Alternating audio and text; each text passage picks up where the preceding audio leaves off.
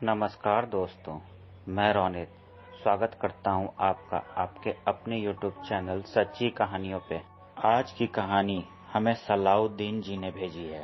हालांकि मैं तो इसे कहानी कह रहा हूं, लेकिन सलाउद्दीन जी ने कहा था कि ये उनकी सच्चाई है। वैसे सलाउद्दीन जी को उनके जानने वाले सभी लोग सल्लू कह के बुलाते हैं, तो हम भी यहाँ इस कहानी के दौरान उन्हें सल्लू भाई या सल्लू कहकर के ही संबोधित करेंगे। आज सल्लू जी की उम्र करीबन 48 ईयर्स 48 साल है, लेकिन ये बात तब की है जब वो 10 से 12 साल के थे। उन्होंने हमें बताया कि बचपन में वो बहुत ही शैतान और शरारती थे। वो दिन भर कभी यहाँ बदमाशी, कभी वहाँ बदमाशी, इधर खेलना उधर खेलना, इसी में उनका दिन कटता था। वो अपने माता पिता के साथ एक छोटे से शहर में रहा करते थे और उनके माता पिता हमेशा उन्हें समझाया करते थे कि बाकी सारी चीज़ें तो ठीक है, लेकिन उनकी एक आदत थी कि वो किसी भी पुराने कुएं में, पुराने तालाब में, किसी भी पुराने खंडहर में जाके चीखना, चिल्लाना, पत्थर फेंकना, ये सारी चीज़ें किया करते थे। घर वालों के बहुत समझाने के बावजूद उन्हें इन सारी चीज़ों में बहुत मज़ा आता था और पुरानी जगहों में, पुराने कुओं में चीखने से जो आवाज़ गूंजती थी, वो सुन कर के भी उन्हें काफ़ी मज़ा आता था। हालांकि ये सारी चीज़ें देखकर उनके घर वालों ने, उनके आस पड़ोस वालों ने, उनके जान पहचान वालों ने उन्हें काफ़ी मना किया, लेकिन उन्हें मज़ा आता था, इसलिए वो किसी की सुनते नहीं थे। और बचपन में तो आप जानते ही हैं कि लोग कहाँ किसी की सुनते हैं। यूं ही दिन कटने लगे और धीरे धीरे एक ऐसा दिन आया जब उन्हें गांव में किसी के शादी के लिए जाना था। शादी किसी करीबी रिश्तेदार की थी, इसलिए सभी लोग गांव के लिए जा रहे थे, तो सल्लू जी भी उनके साथ गए। वो गांव जाते वक्त काफ़ी खुश थे, क्योंकि उन्हें गांव की हरियाली, खूबसूरती, पेड़ पहाड़ सब कुछ देख के बहुत ही मज़ा आ रहा था। और वो अंदर ही अंदर प्लान्स बना रहे थे कि गांव में पहुंचकर शादी है, खूब खाएंगे, खूब खेलेंगे, खूब घूमेंगे, खूब मज़े करेंगे। और दोस्त तो सल्लू जी चुटकियों में बना लिया करते थे, तो उन्हें इसकी बिल्कुल भी फिक्र नहीं थी कि यहाँ मेरा कोई दोस्त है या नहीं, क्योंकि उन्हें पता था कि वो जा करके जब खेलेंगे और अपने शहर के कई सारे खिलौने लेकर के खेलेंगे, तो लोग उनके खुद ही दोस्त बन जाएंगे। आखिरकार काफ़ी देर के सफ़र के बाद वो लोग अपने रिश्तेदार के घर पर पहुंचे और पहुंचकर बाकी लोग एक दूसरे से मिल रहे थे, फ्रेश हो रहे थे, लेकिन वो सिर्फ बच्चों को ढूंढ रहे थे ताकि उनके साथ कुछ दोस्ती यारी करके गांव के बारे में जान सके और जल्द से जल्द घूमने के लिए बाहर निकल सके। उनके अम्मी और अब्बू ने कहा कि तुम भी थोड़ा फ्रेश हो लो, हाथ मुंह धो लो, खाना खा लो, फिर खेलते रहना। हालांकि उन्हें घूमने का मन था, लेकिन अपने अम्मी अब्बू के बात को वो ठुकरा भी नहीं सकते थे, इसीलिए उन्होंने जाकर सबसे पहले हाथ मुंह धोया, नहाया, साफ किया खुद को, फ्रेश हुए, खाना वगैरह खाया। और खाना खाने जब वो बैठे तो उनकी खुशी का ठिकाना ना रहा, क्योंकि उनके बाईं तरफ लाइन से 8-10 बच्चे आकर बैठे। सल्लू जी ने बच्चों को देखा और बच्चों ने सल्लू जी को। लग रहा था जैसे आंखों ही आंखों में इनकी बात भी हो गई है। इन लोगों ने खाना पीना खत्म किया और उसके बाद जाकर आंगन में मिले। अपने अम्मी अब्बू से इन्होंने घूमने के लिए बात पहले ही कर ली थी। फिर आंगन में मिलकर इन लोगों ने बात की। फिर सल्लू जी ने अपने सारे खिलौने वगैरह उन्हें दिए खेलने के लिए।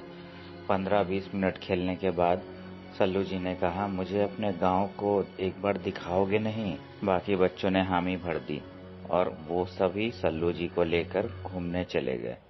इन लोगों ने काफी देर तक इधर उधर घूमने टहलने, गांव के छोटे मोटे खेतों में खेलने, बहुत सारी चीजें करने के बाद काफी थक गए तो आराम करने का डिसाइड किया।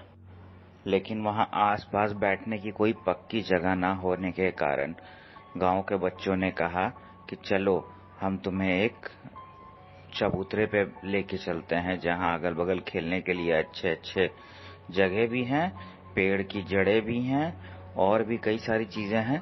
साथ में वहां बैठने की, खाने पीने की भी व्यवस्था अच्छी है। सल्लू जी ने पूछा, खाने पीने की व्यवस्था? तो बच्चों ने कहा, हाँ, वहां पे अगल बगल में काफी सारे पेड़ हैं, जामुन के, लीची के, आम के और भी कई सारे पेड़ हैं। तो सल्लू जी ने पूछा कि क्या वहां पे ये सारी चीजें तोड़ने से कोई तुम्हें मना नहीं करता? उन्होंने कहा, नहीं, वहां पे ये सारे पेड़ पौधे इसलिए लगाए गए हैं कि कोई भी तोड़कर उन्हें खा सके। सल्लू जी भी खुश हो गए और उन बच्चों के साथ चल पड़े। थोड़ी दूर चलने के बाद, जैसा कि उन बच्चों ने बताया था, ये तो उनके लिए जन्नत जैसा था। सब कुछ एकदम जैसा उन्हें चाहिए था वैसा ही था। खेलने के लिए, कूदने के लिए, खाने के लिए, पीने के लिए साफ पानी, हर चीज बिल्कुल वैसी की वैसी जैसा उन्होंने बताया और इन्होंने सोचा था। वो लोग वहां गए तो आराम करने थे, लेकिन ये सारी चीजें देखकर अपनी थकावट ही भूल गए और भूल कर वो लोग वहां पे खेलने लगे, कूदने लगे, खाने लगे, उछलने लगे, कूदने लगे, सब कुछ करने लगे जो भी नॉर्मली बच्चे किया करते हैं। लेकिन थोड़ी देर बाद, जैसा कि आपको मैंने पहले बताया था कि सल्लू जी को पुराने जगहों पे जाकर चीखना, पुराने किलों में, गुफाओं में, खंडहरों में जाकर के झांकना, चीखना, गूंजती हुई आवाज सुनना, ये सारी चीजें बहुत पसंद थी। बहुत मजा आता था उन्हें। वैसे ही उनके पुराने आदत के तहत उन्हें एक पुराना कुआं दिखा और वो उसके तरफ बढ़ने लगे। लेकिन सभी गांव के बच्चों ने उन्हें मना किया कि नहीं, उस तरफ मत जाना। इस कुएं में कभी कोई नहीं देखता, ना ही झांकता है और ना ही इसके करीब जाता है। हमें इस एरिया तक, इस जगह तक तो आना अलाउड है, लेकिन इसके आगे जाना अलाउड नहीं है, क्योंकि इस कुआं के और इसके आगे एक खंडहर के पूरे एरिया में बताते हैं सभी लोग कि कुछ ऐसी चीजें हैं जो कि वहां जाने वालों को कभी छोड़ती नहीं है। हालांकि बच्चे सल्लू भाई को कुछ समझा रहे थे, लेकिन मन ही मन वो अलग प्लान बना रहे थे।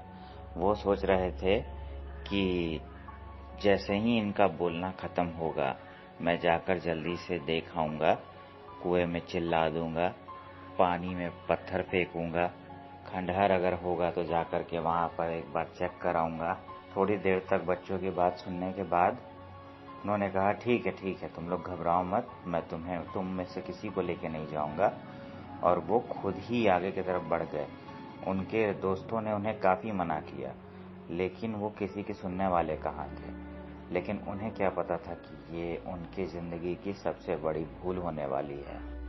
वो आगे बढ़े, उन्होंने कुएं में पत्थर फेंका, एक नहीं कई सारे पत्थर फेंके, उसमें चीखा, चिल्लाया। उसके बाद पीछे वाले छोटे से खंडहर में जाकर उन्होंने वहां पर भी चीख के देखा, लेकिन खंडहर काफी बड़ा ना होने की वजह से आवाज गूंजी तो उन्हें ज्यादा मजा नहीं आया। वो फिर से कुएं की तरफ बढ़ चले। वो फिर से गए कुएं के पास, खेले, कूदे, चीखे, चिल्लाए, बाकी जो भी करना था किया और थोड़ी देर में अपने दोस्तों के पास वापस लौट गए। लेकिन उनके दोस्तों की शक्ल देखकर उन्हें ऐसा लग रहा था जैसे वो किसी खौफ के मंजर से गुजर रहे हैं। लेकिन इन्होंने उनसे ज्यादा कुछ नहीं पूछा। बोला कि लग रहा है तुम लोग बहुत ज्यादा डर गए हो, तो चलो घर की तरफ चलते हैं। सभी ने तुरंत हामी भर दी, क्योंकि उन्हें भी अब यहाँ एक पल नहीं रुकना था। सभी लोग वापस घर की तरफ चल पड़े। इस बार वापस जाते समय ना ही किसी ने कोई बदमाशी की, ना ही किसी ने कुछ कहा और ना ही कोई इधर उधर भागा। वो लोग चुपचाप चलते चलते घर की तरफ बढ़ रहे थे। हालांकि सल्लू जी को बार बार लग रहा था कि इतने शांत क्यों हो गए हैं ये। उन्होंने कई बार उनसे बात करने की भी कोशिश की, लेकिन उन लोगों ने कुछ भी नहीं कहा और ना ही उनके सवालों का जवाब दिया। हालांकि थोड़े देर में वो लोग घर को पहुंच चुके थे, लेकिन इतनी भाग दौड़ में किसी ने बच्चों पे ज्यादा ध्यान नहीं दिया। बच्चे गए, हाथ मुंह धोया, उन्हें नाश्ता वगैरह दिया गया। उन लोगों ने बिना मन के नाश्ता किया, लेकिन किसी की भी नजर इस चीज पे नहीं पड़ी कि उन लोगों के चेहरे उतरे हुए क्यों हैं। लेकिन धीरे धीरे शाम हो गई। शामियाना सजाया गया, आग भी जलाया गया। लोग आग के इर्द गिर्द बैठ करके चाय पी रहे थे। बच्चे भी अगल बगल ही बैठे हुए थे। अभी बातचीत हो ही रही थी, तब तक वहां बैठे एक जानकार ने सबको चुप कराया और बोला, क्या तुम लोगों को कुछ महसूस हो रहा है? सभी ने नहीं में जवाब दिया। फिर उन्होंने बताना शुरू किया कि यहाँ पे जरूर कोई ऐसी शक्ति है जो कि हमारे दुनिया की नहीं है और वो शक्ति हमारे ही बीच बैठी है। हालांकि मुझे तो एहसास ऐसा हो रहा है कि ये जरूर वही शक्ति है जो उस खंडहर के पास रहती है, जहाँ जाने से सभी को मना किया गया है। सभी से पूछा गया कि कोई क्या आज उस तरफ गया था। सभी ने नाम में सिर हिलाया। फिर बारी बच्चों की आई। बच्चों से पूछने से पहले ही लोगों ने थोड़ा दबाव देना शुरू कर दिया। हालांकि दबाव के सामने बच्चे टूट गए और उन्होंने सारी बातें बता दी कि कैसे वो वहां गए, वो खेले। उसके बाद वो लोग जब बैठकर आराम करने लगे तो सल्लू ने क्या किया, एक एक चीज उन लोगों ने बता दी। ये सारी बातें सुनकर वो जो ज्ञानी बाबा थे, उन्होंने सब पे कोई माला जैसी चीज लेकर सबके सिर पर घुमाया। सल्लू के सिर पे ये करते ही थोड़ी देर में सल्लू ने हंसना शुरू किया और वो जोर जोर से हंसकर बोलने लगा कि ये मेरे पास आया और इसने आकर मेरे पास बहुत बड़ी गलती की। अब इसका जिंदा रहना बहुत ही मुश्किल, क्योंकि मैं अब इसे जीने नहीं दूंगा। मैं इसे अपने साथ लेकर जाऊंगा। ये सारी बातें सुनकर वहां पे बैठे सभी लोग बहुत परेशान हो गए और सभी ये जानते थे कि ये उनके बूते का नहीं है कि वो लोग इस ताकत से सल्लू को आजाद कर सकें। इसीलिए उन लोगों ने तुरंत उसे ले जाकर अंदर एक कमरे में बंद किया और बड़े मस्जिद के मौलाना साहब को तुरंत इत्तला की और सभी लोग घर में परेशान होकर बेसब्री से मौलाना जी का इंतजार करने लगे। थोड़ी देर बाद मौलाना जी भागते हुए आए और आते के साथ उन्होंने सबसे पहले तो घर वालों को डांटा। तुम लोगों को पता भी है कि वहाँ पे कौन सी शक्ति रहती? उन्होंने फिर बताना शुरू किया कि तुम लोगों ने मुझे बुला तो लिया है और मैं अपने तरफ से कोशिश भी पूरी करूंगा, लेकिन उस शक्ति से इसे निजात दिलाना इतना आसान ना होगा, क्योंकि उस खंडहर और उस कुएं का मालिक एक 800 साल पुराना जिन है जो कि इतना शक्तिशाली है, इतना ताकतवर है, उसका मुकाबला करना हमारे बस की नहीं। इससे पहले भी 5 पीढ़ी पहले पुराने मस्जिद के मौलाना साहब का उससे मुकाबला हो चुका है, लेकिन उन्होंने उससे लड़कर जीत नहीं पाई थी। उससे उन्होंने इल्तिजा की थी। शायद उस समय मौलाना साहब के इल्तिजा पे उसे रहम आ गया, इसलिए उस लड़के की जान बची थी। वैसे भी वो जिन किसी और को परेशान नहीं करता जब तक कोई उसके जगह पे जाके उसे परेशान ना करे। खैर कोई बात नहीं, अब तो जो गलती होनी थी वो हो गई। मुझे दिखाओ उसे, कहाँ है वो लड़का? मौलाना जी की बात सुनकर गांव वालों ने तुरंत उन्हें सल्लू से मिलवाया। मौलाना जी ने सल्लू के सामने जाते के साथ उन्हें सलाम किया। ये देखकर गांव के किसी आदमी ने पूछा कि आप इस बच्चे को झुककर सलाम क्यों कर रहे हैं? तो मौलाना जी ने बताया कि मैं इस बच्चे को नहीं, इसके अंदर के उस ताकत को सलाम कर रहा हूँ। ये सब होने के बाद मौलाना जी वापस बाहर आए। उन्होंने बताना शुरू किया कि जैसे हमें खुदा ने मिट्टी से बनाया है, वैसे ही जिनों को आग और धुएं से बनाया है और वो हमसे बहुत ही शक्तिशाली ताकतवर होते हैं। उनकी दुनिया हमारी दुनिया से अलग होती, लेकिन सिर्फ एक डायमेंशन का फर्क है। वो अलग डायमेंशन में रहते हैं और हम अलग डायमेंशन में। हालांकि मौलाना जी ने तो इस शब्द का प्रयोग नहीं किया होगा, लेकिन सल्लू जी ने मुझे इसी तरीके से बताया था, तो मैं इसी तरीके से सुना रहा हूँ।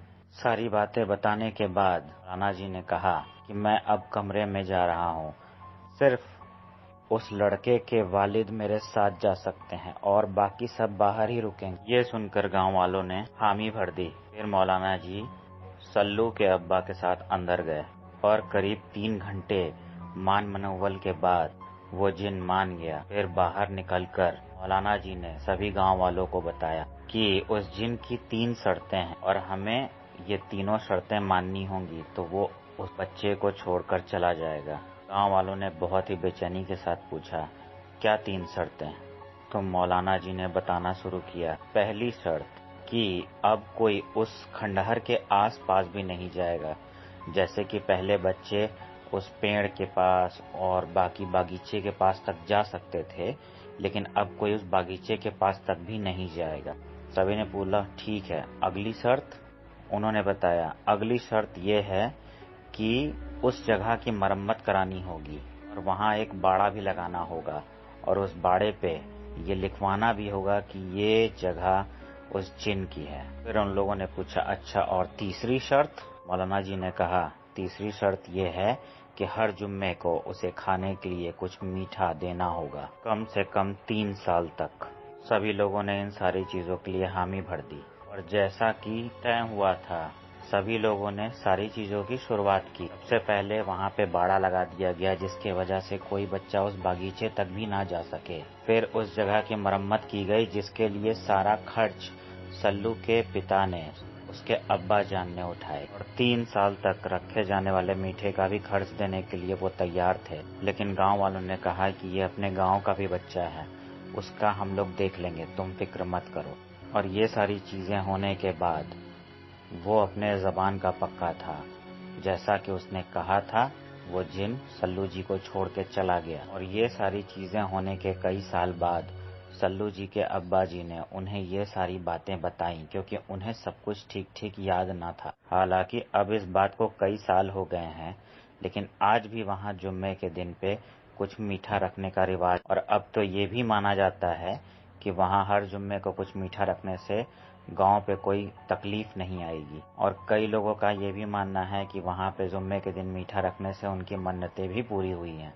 आपको इस कहानी के बारे में क्या लगता है, हमें कमेंट सेक्शन में जरूर बताइए। बाकी आज के लिए बस इतना ही। चलिए कल फिर मिलते हैं एक और भी अच्छी और डरावनी कहानी के साथ। मैं आपका दोस्त रोनित, तब तक के लिए साइनिंग ऑफ।